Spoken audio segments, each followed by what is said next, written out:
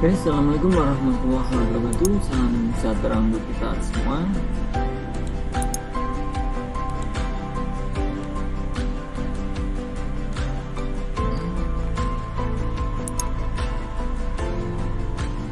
Selamat berjumpa kembali untuk perkuliahan online Universitas Telkom ya. Mohon maaf, kita agak telat ya. Karena apa? Karena telat pertemuan ya. Harusnya ini adalah sudah hari tenang, tapi kita masih pertemuan ke-7 dikarenakan banyak libur ya. Jadi daripada saya potong-potong, mungkin saya lanjutkan, tidak apa-apa ya. Yang terpenting komplit untuk materinya, seperti itu. Seperti biasa untuk pengabsenan disiapkan masing-masing, kemudian untuk materi ya nanti akan saya share di sana, seperti biasa ya, di classroom. Ini habis ini saya share ya, belum saya share. Oke, sambil menunggu teman yang lain untuk segera bergabung, perkuliahan segera kita mulai beberapa saat lagi.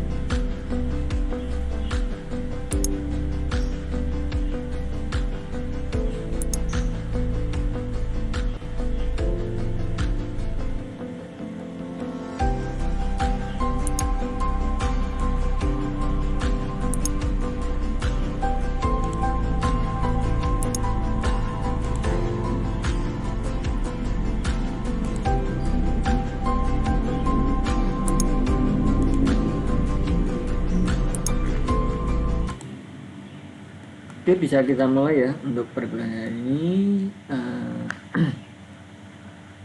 Untuk materi sudah saya share di classroom, silahkan bisa kalian akses, bisa kalian ambil ya, download ya. Kemudian materi kali ini kita masih melanjutkan yang kemarin ya. Lanjutan daripada materi yang kemarin karena terlalu banyak ya. Nanti kita akan lebih lanjutnya ya, lanjutannya.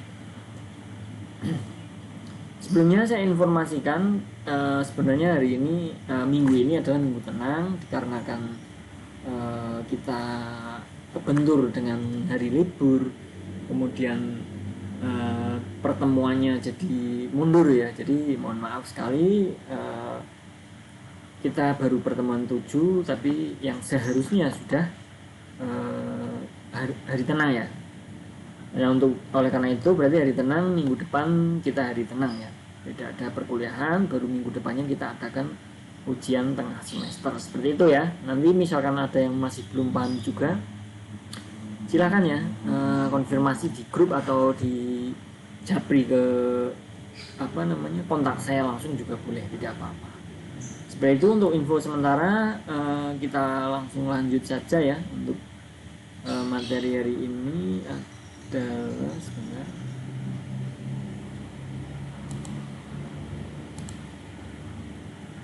Oke, sebentar ya, ini PowerPoint-nya keluar. Sebentar. Saya buka kembali, agak error tadi.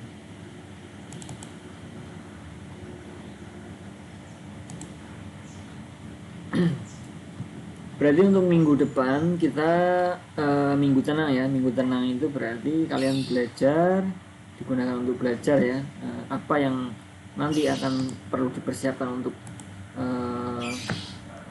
ujian. Nanti ujiannya saya ambilkan dari beberapa yang sudah saya sampaikan. Jadi semuanya ya, dari pertemuan 1 sampai 7 nanti akan saya ambil ya soal daripada untuk ujian tengah semester. Oke, kita langsung saja untuk melanjutkan ke yang kemarin. Yang kemarin sudah saya jelaskan mengenai online banking, finance, pengiriman online ya kemarin ya. Nah, di sini kita akan membahas selanjutnya, yaitu keputusan pembelian secara online. Keputusannya ya berarti ya. Intermediasi dan sindikasi dalam e-bisnis. Nah, ini yang kita bahas seperti itu. Intermediasi dalam bisnis yaitu pihak ketiga yang mengoperasikan antara penjual dan pembeli, kebanyakan diproseskan oleh secara komputerisasi. Jadi mediasi artinya biasanya kan kita ada penengah ya, penengah atau penghubung, atau kalau bahasa dijual beli secara langsungnya itu ada maklar.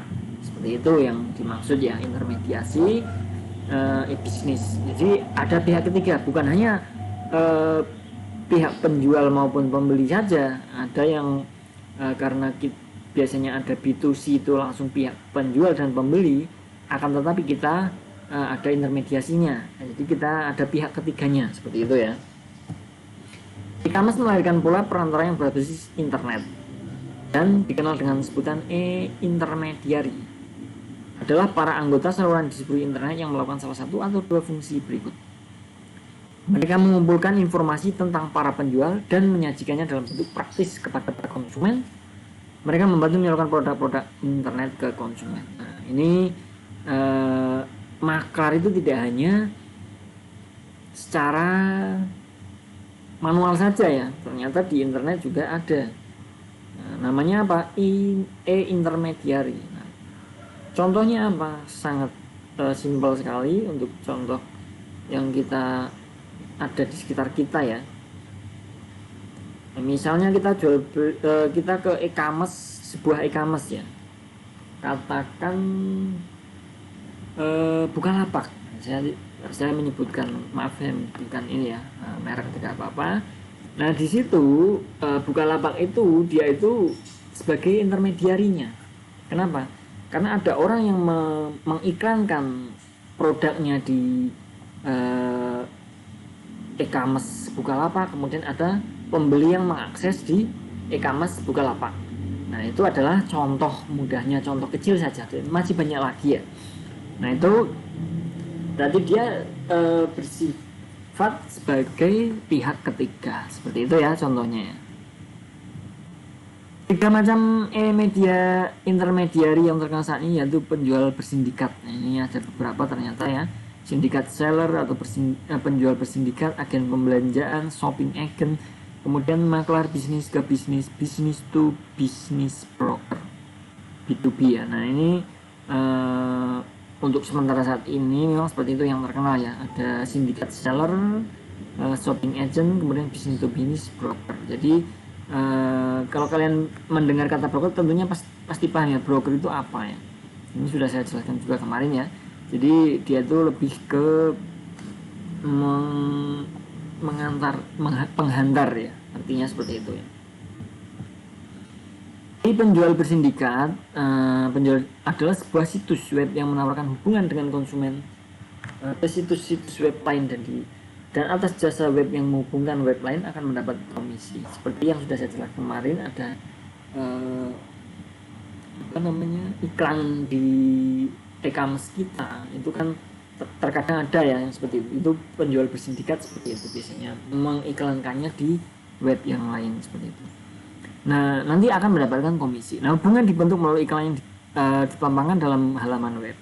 Konsumen akan dihubungkan ke web yang bersangkutan sekiranya mengklik gambar iklan tersebut. Sebagai contoh, banyak situs yang menyayangkan iklan toko buku online Amazon.com. Nah, ini dia bersifat sebagai penjual sindikat, mengiklankan tidak hanya di e-commerce satu saja, mungkin ada beberapa. Nanti dengan cara iklannya apa, misalkan gambar atau nama dari yang diiklan, produk yang diiklankan, beli produk ini nanti mendapatkan diskon 10% misalkan seperti itu. Nah, itu ada di kadang muncul di web-web lainnya atau e-commerce lain. Nah, nanti pada saat orang tersebut ngeklik, nanti akan diarahkan ke e-commerce yang menjual produk tersebut. Nah, nanti setelah laku nanti ada pembagian atau komisi dari sellernya ke dari seller awalnya ya bisnis tadi, kemudian ke penjual bersindikat ini atau ke maklarnya kalau bahasa mudahnya. Kemudian yang kedua ada agen pembelanjaan, dikenal dengan sebutan e-agent. Merupakan suatu situs web yang membantu para konsumen dengan memberikan kemudahan untuk mendapatkan informasi yang diperlukan konsumen dalam membuat keputusan pembelian. Perantara seperti ini umumnya tidak memiliki produk, jadi dia juga sama seperti halnya tadi ya. Dia tidak mempunyai produk, akan tetapi dia sebagai agen. Kalau bahasa mudahnya agen ya, agen secara konvensional juga seperti itu. Dia tidak mempunyai produk, akan tapi dia bisa menjual produk seperti itu ya. Itu agent, namanya e-agent. Cuma agen di konvensional itu bedanya dia tidak menggunakan elektronik atau internet, bedanya seperti itu. Yang menjadi fokus perantara ini adalah menyediakan informasi dari sejumlah situs web yang lain yang menjual produk yang dicari konsumen. Sebagai contohnya, ada Prescan merupakan e-agent terkenal untuk mencari informasi tentang komputer dan berbagai bentuk lain dengan harga yang mungkin lebih murah. Nah, seperti itu ya. Dia walaupun dia tidak mempunyai sebuah produk, tapi dia bisa menjual produk ke konsumen dan mencari konsumen bagaimana caranya agar konsumen membeli produk tersebut. Itu seperti tadi yang saya katakan, ada pembagian komisi. Yang ketiga ada maklar bisnis ke bisnis. Seperti halnya e-agent, maklar bisnis ke bisnis tidak memiliki produk. Perantara ini menyediakan sarana komunikasi antar bisnis. Sebagai contoh, Adfact menyediakan informasi yang sangat baru tentang produk dan harga yang besar dari para pemasok dan pembeli. Jadi bedanya yang tadi e-agent tadi kan dia menawarkan produk ke konsumen. Nah, untuk maklar bisnis ini atau bisnis ke bisnis ya, jadi mereka antar pebisnis menawarkannya, misalkan perusahaan A ke perusahaan B, tidak ke konsumen. Nah, bedanya seperti itu, tapi pada intinya sama ya.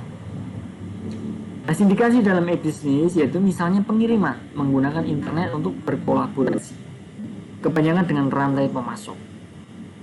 Satu siklus transaksi online antara penjual dan pembeli melibatkan stakeholder lain yang harus berkolaborasi untuk menyelesaikan transaksi tersebut. Jadi seperti itu ya, nanti ada alur-alurnya seperti halnya kalian membeli sebuah barang di Shopee, Bukalapak dan lain sebagainya. Itu seperti itu ya siklusnya ya, antara penjual dan pembeli, kemudian melibatkan stakeholder lainnya yang berkolaborasi untuk menyelesaikan transaksi pihak ketiga, seperti itu. Nah, pada saat pembayaran maka akan menjadi kolaborasi antara penyedia shopping online dengan bank atau penyedia kartu kredit untuk menyelesaikan proses pembayaran. Ini pihak ketiganya ya. Nah, setelah dibayar maka terjadi kolaborasi antara penyedia shopping online dengan gudang dan jasa pengiriman barang yang untuk mengantarkan barang sampai ke pembeli. Nah, pihak lain yang juga terlibat adalah manajemen. Dan SIM 2, batch 3 pihak asuransi untuk melakukan penjaminan transaksi maupun atas barang yang dikirim.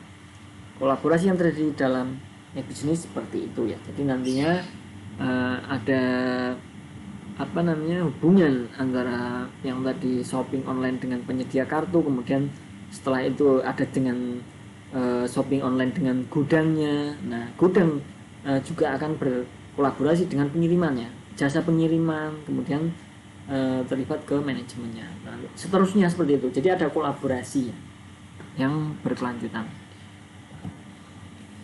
Itu adalah tadi yang kita bahas di sini adalah intermediasi ya, atau keputusan pembelian secara online, seperti itu siklusnya. Nah, ini yang keempat, isu-isu pada e-tailing. Kemarin kayaknya sudah saya jelaskan yang e-tailing. Nah, ini adalah isu-isunya, isu-isu pada e-tailing. Pertukaran barang dan negosiasi online. Nah, barter adalah pertukaran barang atau jasa terjadi tanpa ada penggunaan mata uang. Kalau sistemnya seperti orang-orang zaman dahulu ya, nah itu kan barter. Kita mempunyai misalkan kita punya singkong, kemudian kita barter dengan petai misalkan. Nah, zaman dulu kan seperti itu, tidak ada uang ya, mata uang ya, karena kita sistemnya barter kalau pada zaman dahulu banget itu. Dan sampai saat ini pun masih ada ya barter ya. Nah, contohnya misalkan kita mempunyai sebuah sepeda motor A, kemudian Matic misalkan ya, pengen sepeda motor B yang ternyata motor manual transmisi. Nah, ternyata harganya seimbang antara motor Matic dan motor transmisi tadi. Nah, dilakukanlah sebuah barter. Nah, itu tidak ada proses mata uang, karena motor kita dikasih ke yang satu, kemudian yang B dikasih ke yang A. Seperti itu ya contoh barter. Barter dilakukan sedemikian rupa sehingga dapat menguntungkan kedua pihak. Nah, tentunya saling menguntungkan, dan kenapa bisa sampai deal, berarti mereka saling merasa beruntung. Saya membutuhkan sebuah motor manual, kemudian mereka yang pihak B tadi membutuhkan sebuah motor matic. Contohnya ya. Barter dilakukan oleh individu-individu, perusahaan-perusahaan maupun negara-negara. Ini bisa ya. Tidak hanya kita membeli sebuah konsumen dengan konsumen kemudian barter ya, tapi antar negara pun bisa ya. Barter misalkan dengan minyak bumi, dengan bahan makanan, misalkan antar negara bisa jadi seperti itu, dengan tentunya dengan nilai yang sama ya. Kenapa mereka mau mendilkan barter tersebut, sistem barter tersebut.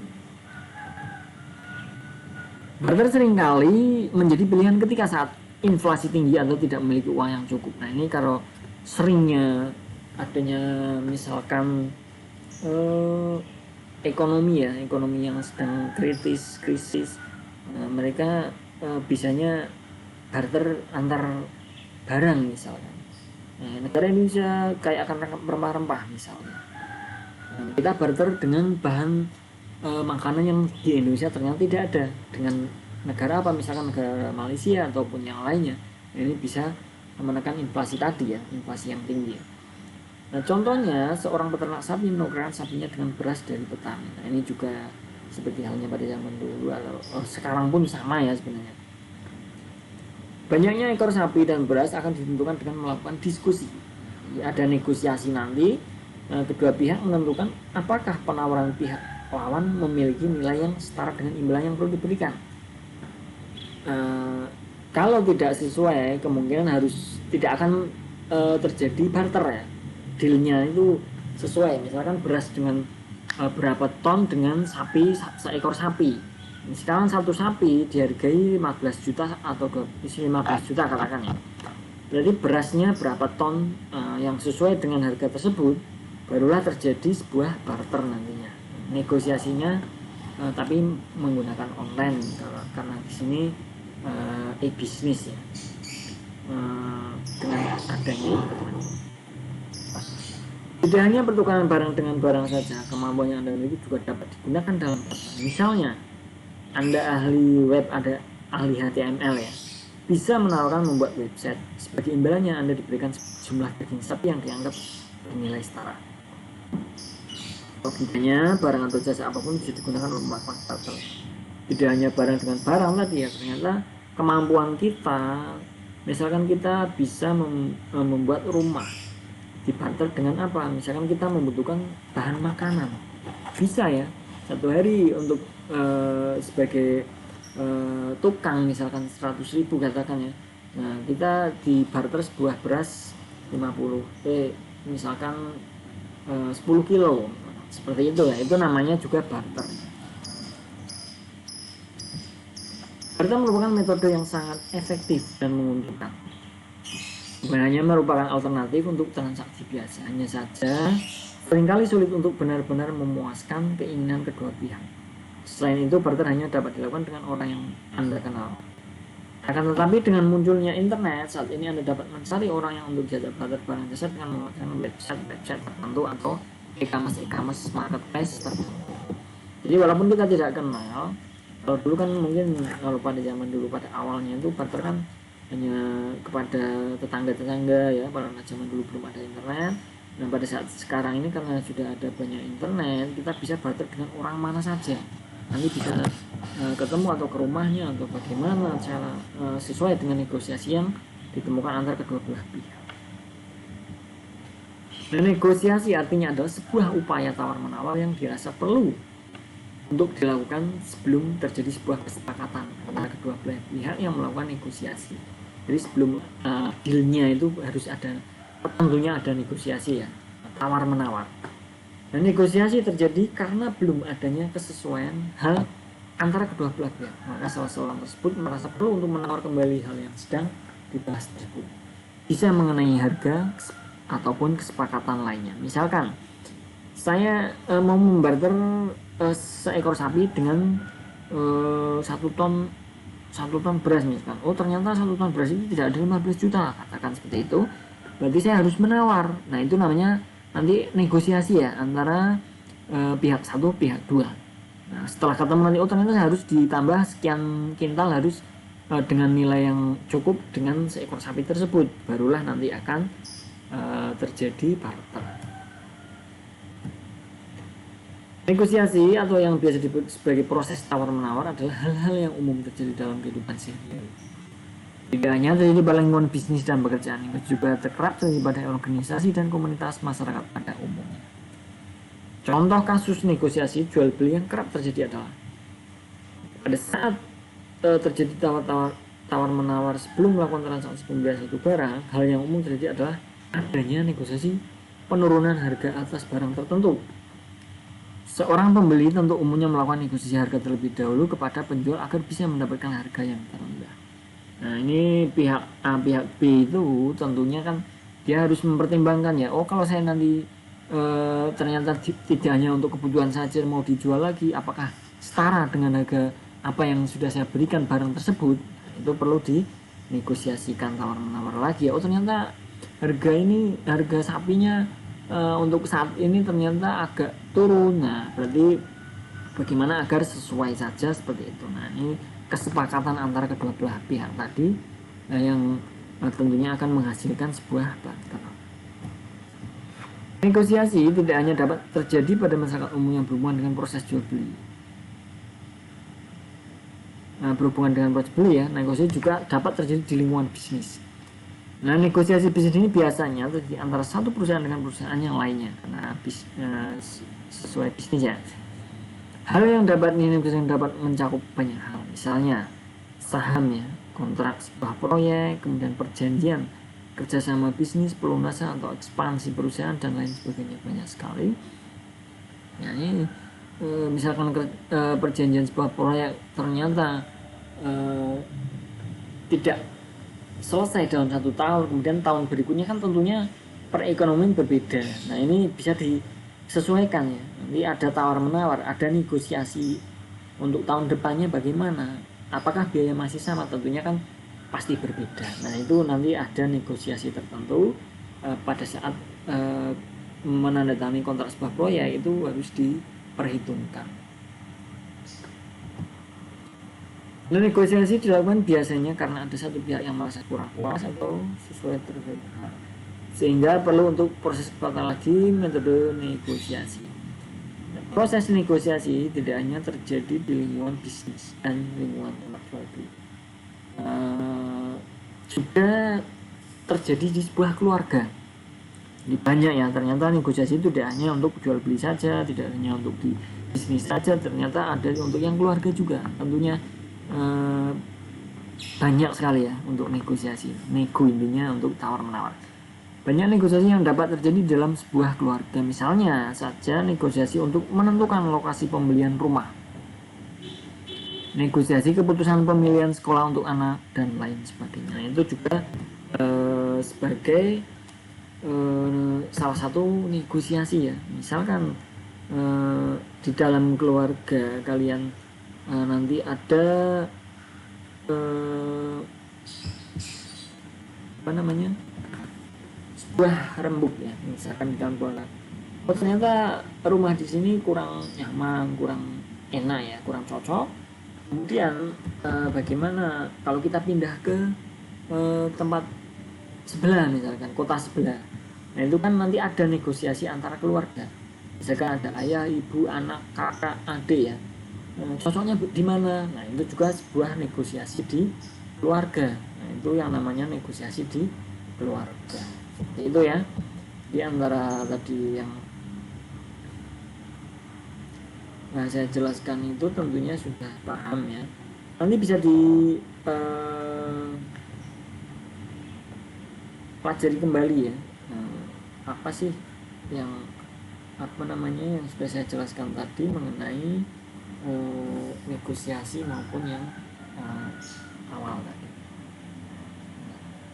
Oke, seperti itu ya. Misalkan ada yang dipertanyakan silakan sebelum saya akhiri untuk pertemuan kali ini, atau nanti bisa dipertanyakan di grup maupun japri ke saya misalkan ada yang mau dipertanyakan.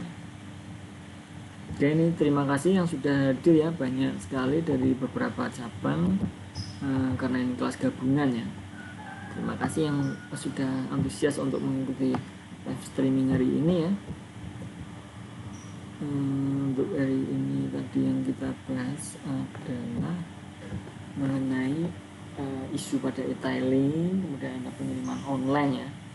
Itu silakan nanti pelajari kembali misalkan ada yang belum paham.